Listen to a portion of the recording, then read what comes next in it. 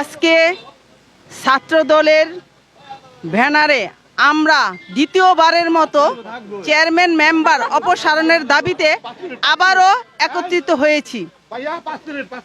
আমরা গত মিটিংয়ে বলেছিলাম যে আওয়ামী লীগের দোসররা এখানে চেয়ারম্যান হতে পারবে না, কিন্তু আমরা ইউনো অফিস, ডিসি অফিস সব জায়গায় আমরা নক করেছি, কিন্তু তারপরও আমরা জানতে পারলাম ইউনো অফিস থেকে ভারপ্রাপ্ত চেয়ারম্যান হিসাবে যাকে দায়িত্ব দিয়েছে সে হলো আওয়ামী লীগের দোসর, সে সাইফুল্লাহ বাদলের বনজামাই।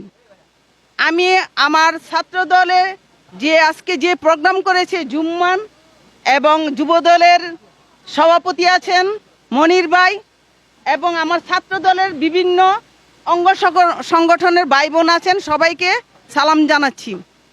আসলে এই আওয়ামী লীগ দোসররা এমনভাবে আমাদের ঘাড়ে চেপে বসে আছে আমরা আমাদের তারুণ্যের অহংকার জনাব তারেক রহমানের নির্দেশে তাদেরকে আমরা কিছুই বলি নাই, তাদেরকে বাড়িতে থাকতে দেওয়াটাই আমাদের আসলে অপরাধ হয়ে দাঁড়িয়েছে। তাদের ছায়া দিয়ে রেখেছি যাতে কেউ তাদের বাড়িতে হামলা মামলা না করতে পারে, কিন্তু তারা সেই সুবাদে আজকে আমাদের ঘাড়ে চেপে বসে আছে। যে নাকি চেয়ারম্যানের দায়িত্ব পেয়েছে তার দুর্নীতির কথা যদি জানতে পারেন তাহলে আপনাদের চক্ষু মাথায় উঠে যাবে। সে বিগত আমলে চেয়ারম্যানের সাথে আতাত করে চেয়ারম্যান 2-3টা মেম্বারের সাথে সংযুক্ত করে আমাদেরকে বিভিন্ন কাজে থেকে বঞ্চিত করে তাদেরকে দিয়েছে 20 লাখ 25 লাখ, আমাদের দিয়েছে 2 লাখ টাকা প্রজেক্ট।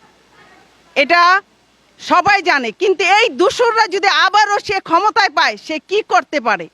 তো আমরা এই আওয়ামী লীগের দোসরদের ক্ষমতা এখানে চাই না, আমরা প্রশাসন নিয়োগ চাই। প্রশাসনের কাছে আমাদের একটাই দাবি, আপনারা কোনো বিশৃঙ্খলা আমাদের করার সুযোগ করে দিবেন না, আপনারা প্রশাসক নিয়োগ দেন, তা না হলে আমরা ইউনিয়ন পরিষদে এসে যাদের নামে মামলা আছে তাদেরকে নিজ হাতে ধরিয়ে দিব। প্রশাসনের বিপক্ষে কোনো হস্তক্ষেপ নিচ্ছে না, তো আমরা আইন হাতে নিতে চাই না, কিন্তু আমাদের আইন হাতে নিতে দিবেন না। আমরা কিন্তু আইনকে শ্রদ্ধা করি, আইনকে আমরা অনেক শ্রদ্ধা করি, শ্রদ্ধার সাথে আইনকে আমরা মেনে নিতে চাই, কিন্তু আমরা বলার পরে এখনো প্রশাসন কেন এরা হস্তক্ষেপ নেয় নাই এটা আমাদের জানতে হবে।